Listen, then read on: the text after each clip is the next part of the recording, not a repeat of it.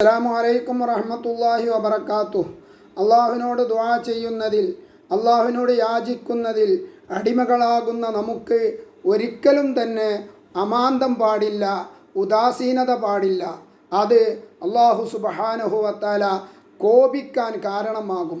അള്ളാഹുവിൻ്റെ റസൂൽ സ്വല്ലല്ലാഹു അലൈഹി വസല്ലം തങ്ങൾ പഠിപ്പിക്കുന്നു, മല്ലം യസ്അലില്ലാഹ യഗ്ളിബു അലൈഹി.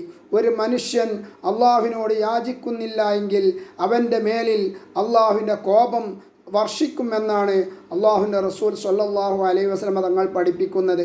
ആയതുകൊണ്ട് അള്ളാഹുവിനോട് നാം ചോദിച്ചു കൊണ്ടിരിക്കണം. നമുക്ക് വേണ്ടതൊക്കെ ഹൈറായ എല്ലാ കാര്യങ്ങളും അള്ളാഹുവിനോട് ചോദിക്കാം. കുറ്റകരമായ കാര്യങ്ങൾ ചോദിക്കാൻ പാടില്ല. കുടുംബ ബന്ധത്തെ മുറിക്കുന്ന രൂപത്തിലുള്ള ചോദ്യം അള്ളാഹുവിനോട് ചോദിക്കാൻ പാടില്ല.